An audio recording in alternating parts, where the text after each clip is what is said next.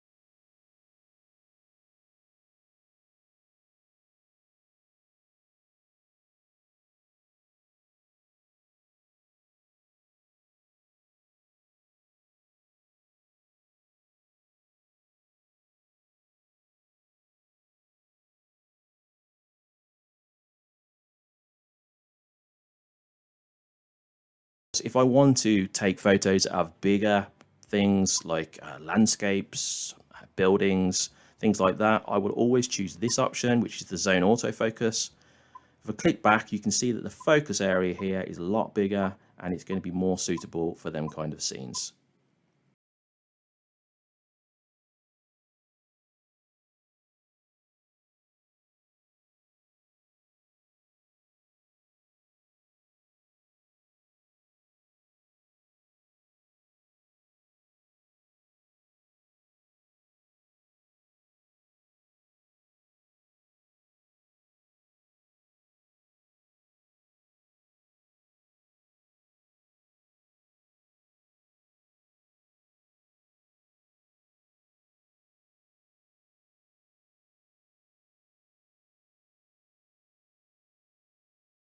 Is actually moving.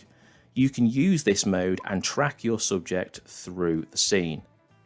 Now, I actually flip between both of these options because I need both of them in the styles of photography I do.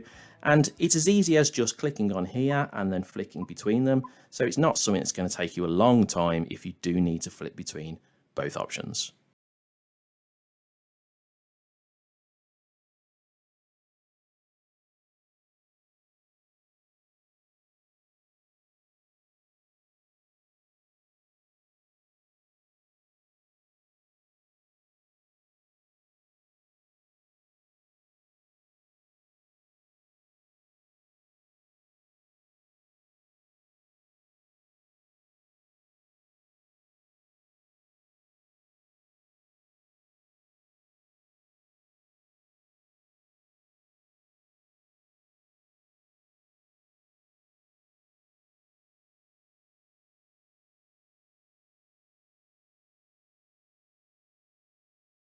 These are particularly good for actually taking photos in situations where you need to capture lots of photos. So for instance, if you're capturing the movement of an animal or sports action scenes, and you want to get all different areas of the subject moving around, then things like high-speed continuous are going to be perfect for things like that. Next up, we have a bunch of timing methods. Now, these are timers that you can set yourself. You've got 10 seconds where you hold down the shutter. It will take a 10-second timer, and then it will take a photo after the 10 seconds has elapsed. You've also got 2 seconds timer, which you can see here. And then you've got this option here, which is actually where you can press the button to shoot a set number of images in 10 seconds. Now, this is really handy if you want to capture a bunch of continuous images, but you also want to set the timer because let's say you're the subject you want to photograph. You can't take the photo while be moving around in the scene.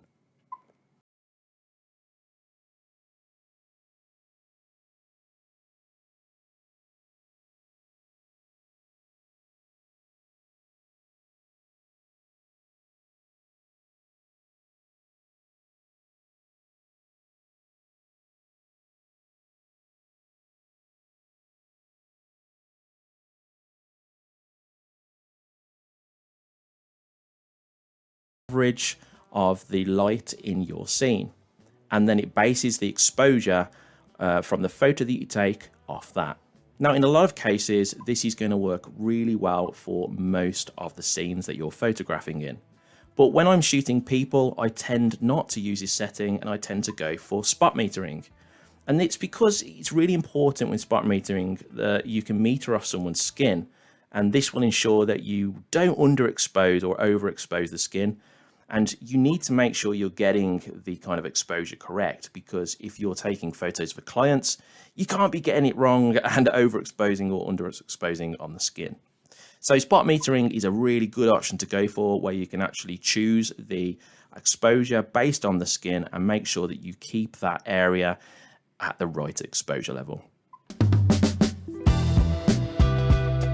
With image format, you're going to hear a lot of people in videos, say on YouTube or where it is, say that you need to use RAW. You always need to shoot in RAW.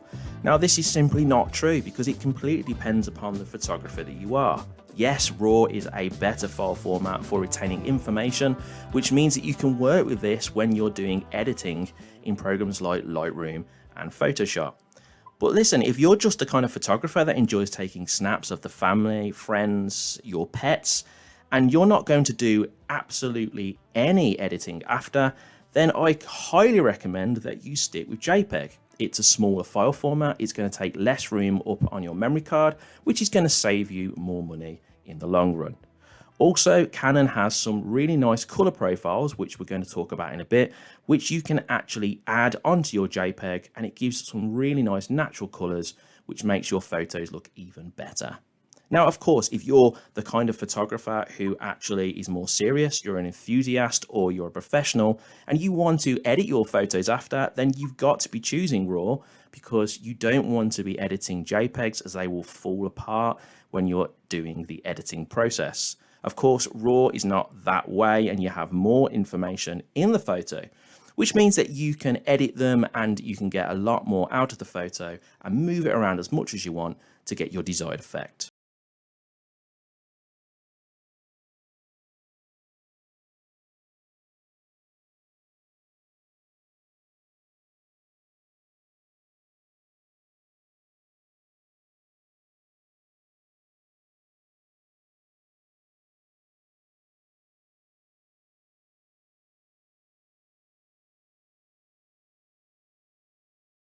But you wouldn't want to take a picture of, say, a sunset and then the color is really blue.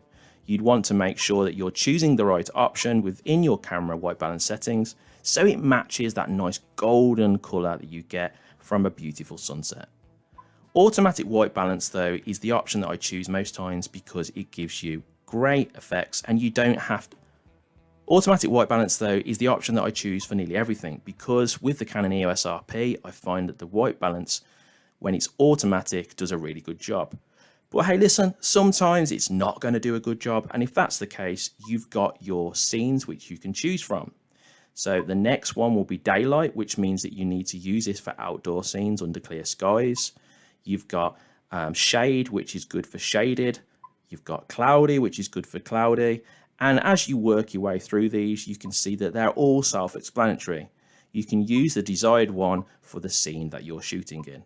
And of course, you can change this to custom. And finally, you can change the Kelvin temperature yourself. This means that you can make it like warmer or colder temperatures. And this is good if you want to add some effects to your photos as well.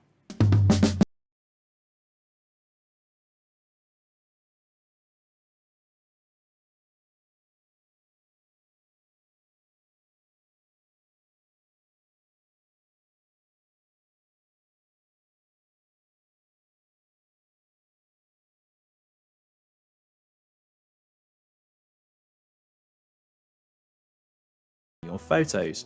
Now, these are really nice to add onto JPEG images. It gives you just the kind of photo which matches your scene, and it just makes it look a bit more colorful. Also, you've got things like monochrome, which means that you can shoot in black and white, and you can just add this straight away, so you don't have to edit to get this black and white look when you're post editing. Also, you've actually got ones which you can change yourself as well if you fancy doing that.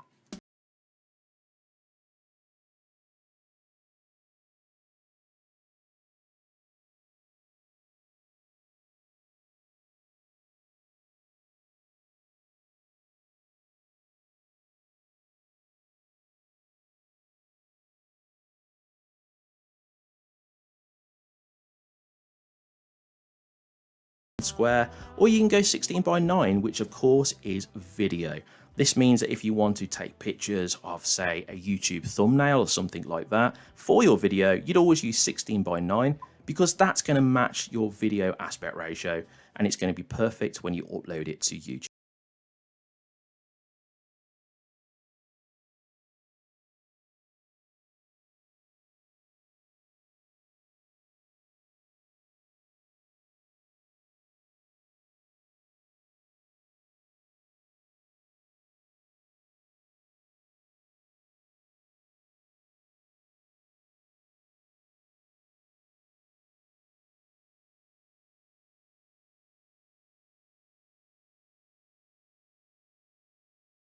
So if you want to capture moving subjects and blur them out, say when you're photographing waterfalls, you can bring it all the way down to something like 30 seconds, capture a long exposure at 30 seconds.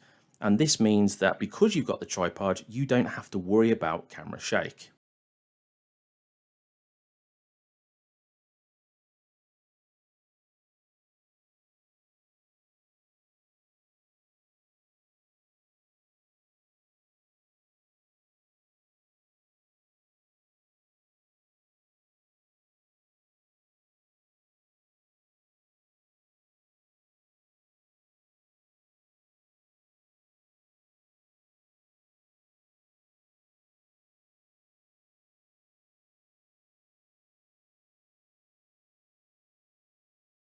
Photographing something like a landscape where you want to get the whole of the scene in focus. In that case, I'm going to be choosing an aperture of f8 upwards to around about f16. This means that I can ensure I get all of my scene in focus. But of course, I will have to make sure that my shutter speed and ISO are dialed in correctly to ensure that if I'm using a smaller aperture, then I'm going to get enough light in my scene.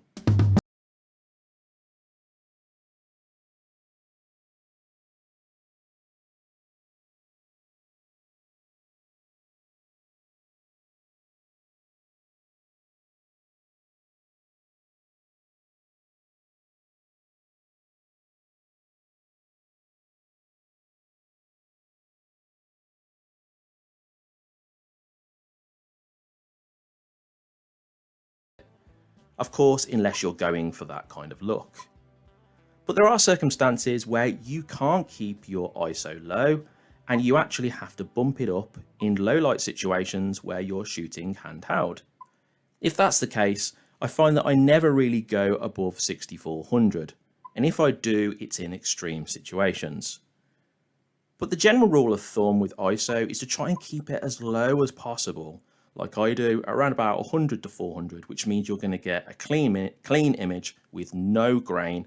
And then this should, as long as you get your shutter speed and aperture correct, give you enough light in your scene. I really hope that today's video is going to serve as some kind of help